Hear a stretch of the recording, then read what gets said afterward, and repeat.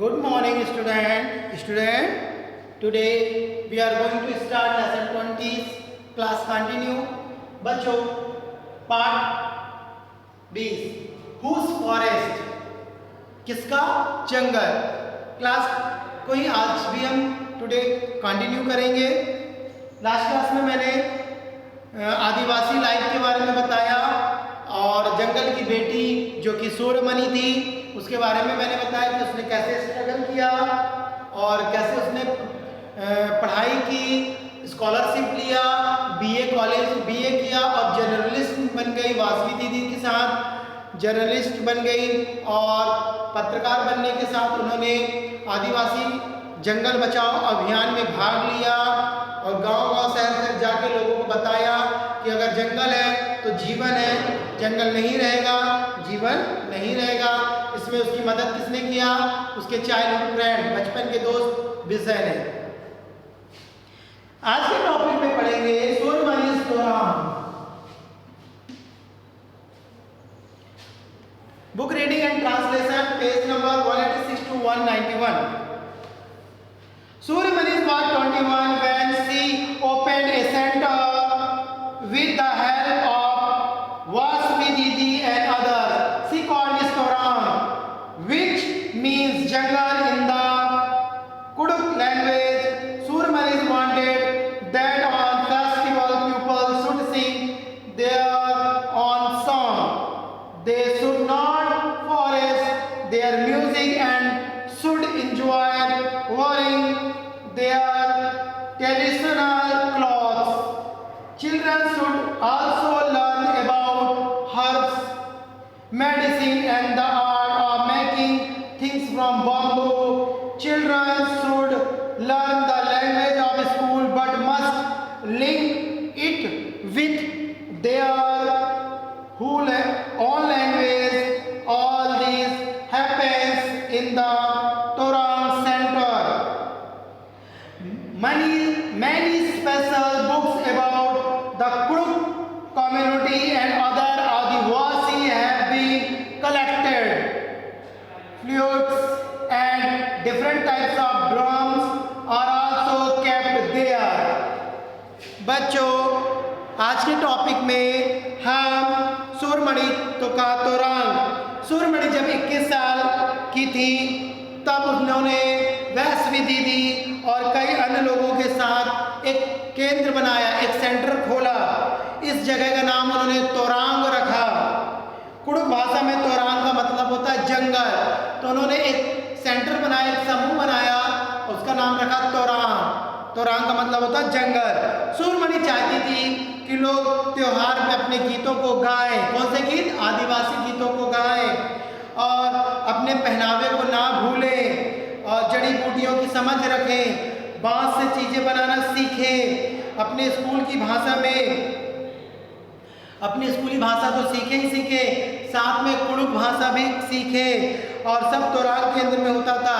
यानी सूर्यमणि ने तोरांग सेंटर में कुडुक भाषा सिखाया। कुडुक भाषा बांसों से वस्तुएं बनाना, जंगली भाषाओं, जंगली गीत, अपने कपड़े और जंगल से औषधियाँ, दवाइयाँ बनाने की सारी चीज़ें बच्चों को सिखाया करती थी।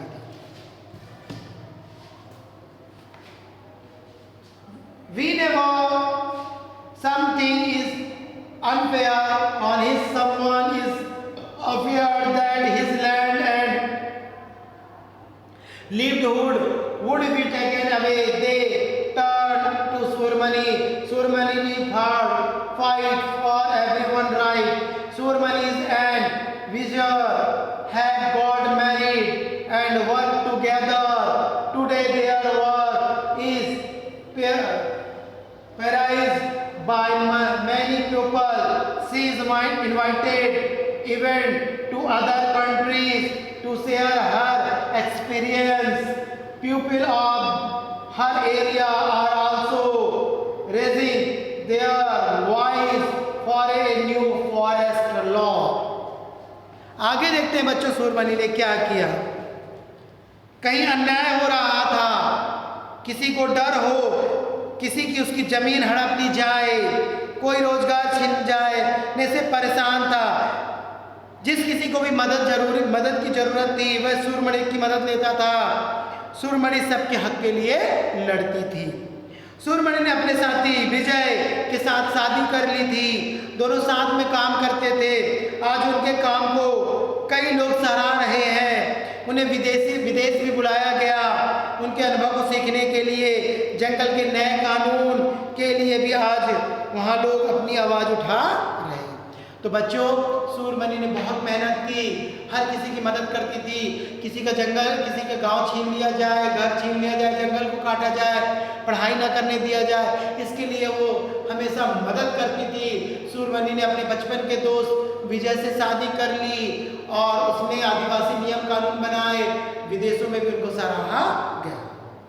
इस तरह से सूरमणि ने बहुत अधिक काम किया।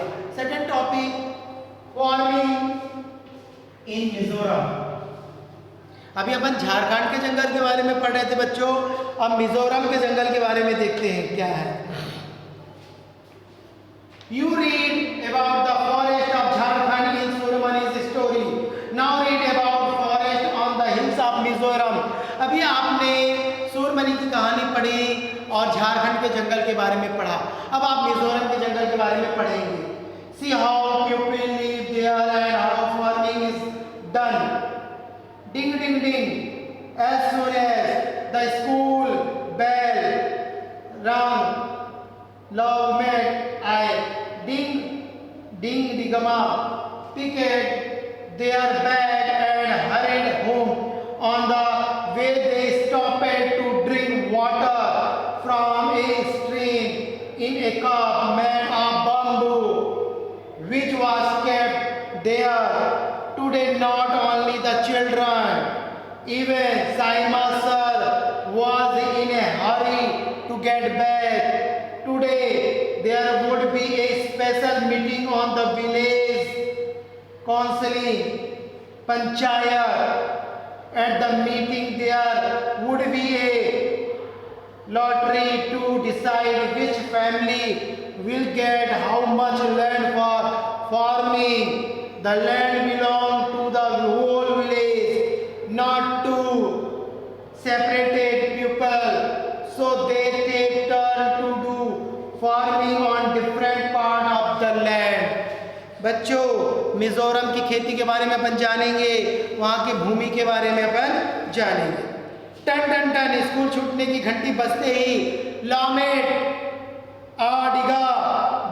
डिकीमा ने अपने बस्ते उठाए और चल दिए घर की ओर। बीच में सभी ने झरने से पानी पिया, वहीं पर रखे बांस के बने कप में।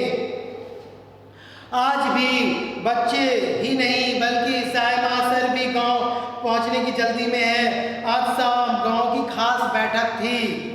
इस साल किसी परिवार को खेती की कितनी जमीन मिलेगी इसकी लॉटरी निकलने वाली थी।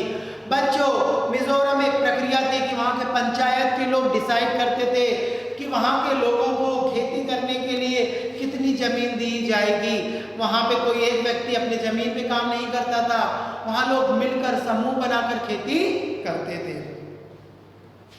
वहाँ सामा सर के परिवार का नंबर पहला आया। वे बोले, झूम खेती की पहली पर्ची मेरे परिवार के नाम आई है, यह मेरे लिए खुशी की बात है। मगर इस साल हम ज़्यादा ज़मीन नहीं ले पाएंगे।